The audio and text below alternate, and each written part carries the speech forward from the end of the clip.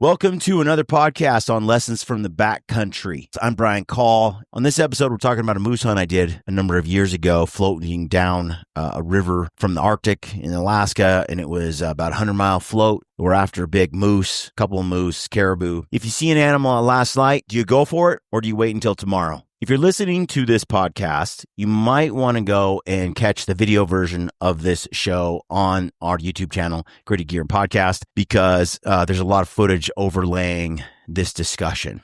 So for us, if there's even a chance, a small chance, we can close the distance before dark, we're going to go for it. The worst case scenario is that darkness falls and we hike back to camp and the animal never knows we were there. Best case, we beat nightfall, we get into position, and we put a big bull on the ground. Also, sometimes you need a plan that feels impossible, and on this hunt, our this will never work plan actually did. So I'm going to share that with you here toward the end, our little Hail Mary plan that actually turned out to be quite effective. All right, so what did we do right? Well, we had gotten in our boats and rafted all day. We were beat. We had a destination in mind where we wanted to hunt some moose. We loaded the boats with the moose we had already killed. We loaded it with caribou. We got on the water, and we've drifted all day. It was a long day. We pulled up to our site where we were going to glass from and where we were going to hunt from for the next day or two, hoping to find a moose in the area. We arrive and it's late. In fact, it's so late you could easily justify just staying in camp and not bothering to go up the mountain and climb the hill. We were beat, we were tired, and actually spend some time glassing. And you could convince yourself, even if you got up there and you did see a moose, there's not enough time to go after it. But that's just not how we do it. We're like, hey, we're here to hunt. Every hour counts, every minute counts, every lucky chance matters. We're all the way up in northern Alaska. You only get to do these trips so often. Don't give in to weakness. Don't give in to tiredness. Push yourself. Be disciplined. Get yourself to the top of the hill and do your damn job. That's kind of how we think about it. So we got to a high glassing spot. It was before dark. It's kind of the magic hour. We could have easily just eaten, set up camp, and just bagged it and gone the next day, but we didn't. And it proved to be fortuitous.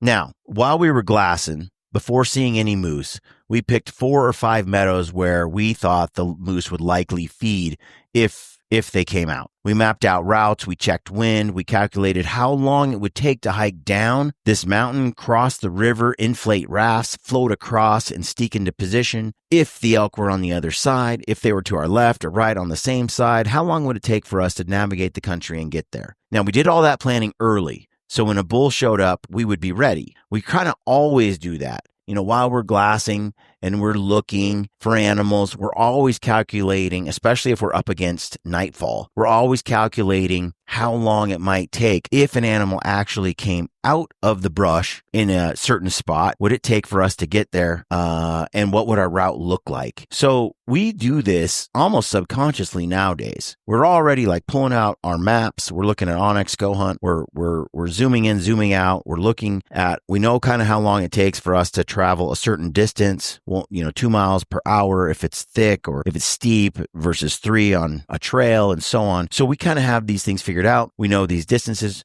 We know how long it takes to pump up our rafts, get across, stash them. So because we have this math kind of part of our process, we then can do pretty quick calculations and capitalize on opportunities when others don't. So we're not there for too long and we spot some cows. And then we have to wait a while, and finally a bull emerges from the brush and we confirm that he's a legal bull. We checked our timing. We did some calculations. We figured our route really quick. We already had it kind of figured out loosely. We're like, get to that knob. How long will it take? Calculated it out. And we knew that it was very likely that we could get to our knob right at last light. It was going to be tight, but we could pull it off and maybe we'd surprise ourselves and get there even faster. But we felt like we'd have 5 or 10 minutes of shooting light at least. And that might not seem like a lot, but that's all you need. That's all you need. So we knew it was going to be tight, but doable. And anytime we're in that situation, we always opt to go for it. We dropped off our perch, we grabbed our rafts, crossed the river, kept the wind in our favor, and hustled to our setup.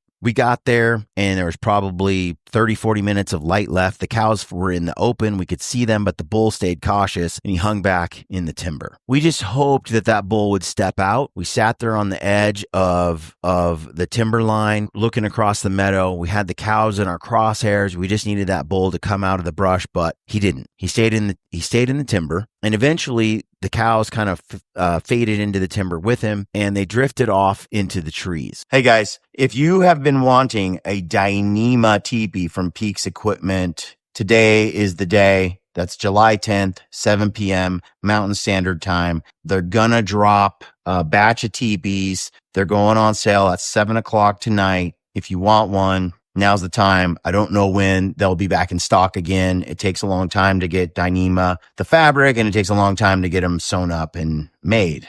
So they're not cheap, but if you use the code GRIDDY, you will save 10%. And if it's something you want, get it now. Be there early. They will sell out fast. I'm just letting you know. And like I said, use the code GRIDDY. You'll save some. But that's it. Tonight, July 10th, Peaks Dyneema teepee. I love that thing. Been using it for years. Cold winters. Peaks wood stove in there. The Torrid stove. Pretty sweet little setup, especially for backcountry hunting in the wintertime.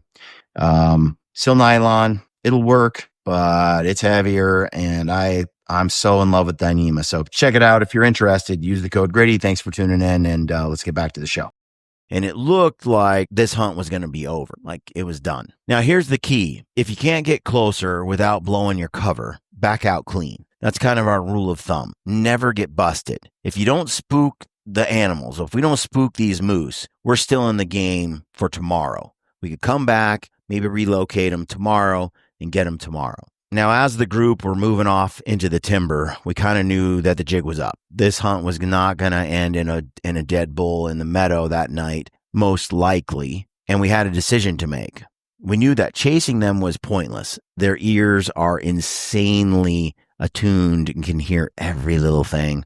They're like sonic ears that are, and so if we were to try to close that distance, that 200 yards, hit the timber line and try to follow them through the woods, that wouldn't work. We really needed them to come back to us. So we decided to sound like a rival bull and a group of moose and try to lure them out. When the cows were in the open earlier, we didn't call. We wanted to keep the element of surprise. And plus, they could just look across the meadow and see us there. But once they moved into the cover, it was worth the risk. If the call didn't work, it was kind of like no big deal. They'd move on and we'd find them tomorrow, hopefully. Or they'd go 7 miles in a different direction, but, you do what you can. Now, if it did work and the moose came back into the meadow, we'd get our shot. So I set up to call. Now, I'm not a gifted moose caller. I pretend. I've been on a couple of moose hunts prior to this, and I practice a little moose call. Sounds like a wolf howl / moose, cow and heat kind of thing. At least that's what I imagine it sounds like. Regardless, as I did it,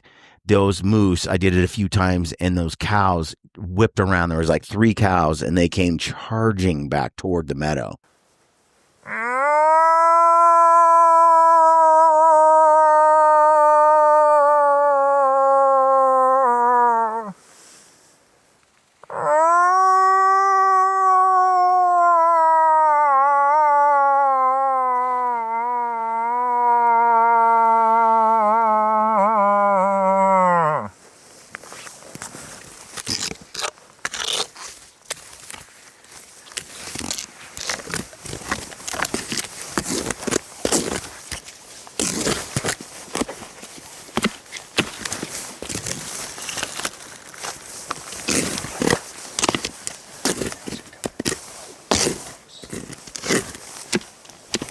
They hit the meadow, and I started raking a tree, and I was doing the calls, and they came ripping into the meadow straight at us. And they were closing the distance and getting really close. And in fact, I was checking the wind the whole time, and they were about 30 yards from me, but the bull still was way back there in the trees, had hung way. 2 cows were super close. One was back with the bull, and he was on the edge of the timber. We could see him through the trees, but he wasn't out in the open. And now I was getting worried because these cows were going to walk right right into our scent as the wind was blowing to my left. They were probably 20 or 30 yards from our scent line and picking us up. And I had to decide to stop calling. I was like, oh, I need to stop. I need to make them hesitate. I need these cows to I don't want them to spook, but I don't want them to come any closer.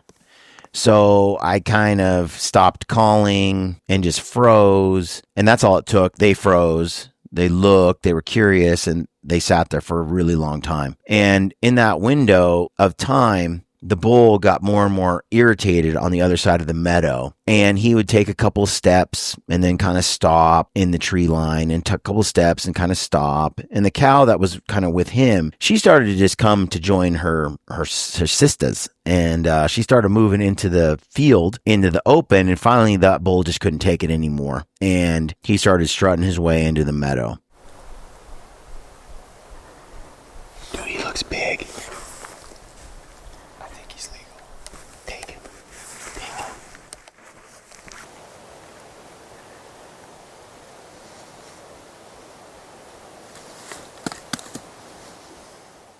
Ryan settled in, put the crosshairs on the bull, squeezed the trigger, and we had our bull on the ground. Dream hunt, big moose down. So what are the key takeaways? Here's what I'd like y'all to remember. Some of you know this already. Some of you don't. Maybe it's a refresher. Last light. If there's a chance, take it. Worst case, you hike back in the dark. Best case, you notch your tag. Always plan routes, wind, and timing before you see an animal. Like, imagine all these scenarios that might happen and plan for those. So when it does, your plan's already made. Don't waste opportunities. Glass every chance you get. Stay vigilant. Stay invisible. If you can't get closer without blowing it, back out clean.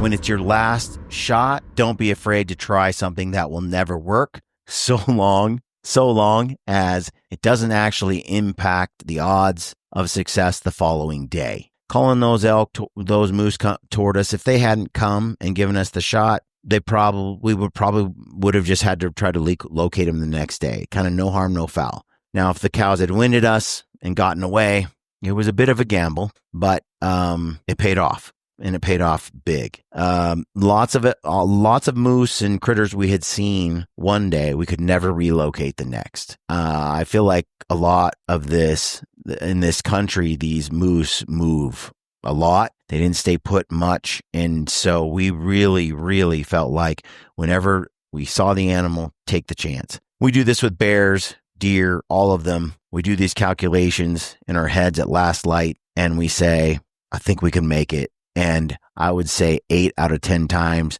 we make it in time and we kill the animal right before the sun goes down. In my younger years, I would often pass on I'd say there's not enough time, play it safe, we'll go tomorrow, only to never find the animal again. So if there's a chance that you can get there before the sun goes down and get yourself a shot, take it every time. Bust your butt, get there and take it. See if you can get there in time. Worst case is you got over there, animal never discovered you, hopefully, and then you just walk back in the dark. I hope that helps you on your next hunt. Keep that in mind as you prepare for your hunt season that's coming up. I'm going to be gone a lot in August and September trying to kill a big mule deer and a big mountain goat with my bow. Got 2 archery tags. While I'm away, I'm going to drop 26 episode series of our Dueling Pistols Daniel Boone series, 26 episodes.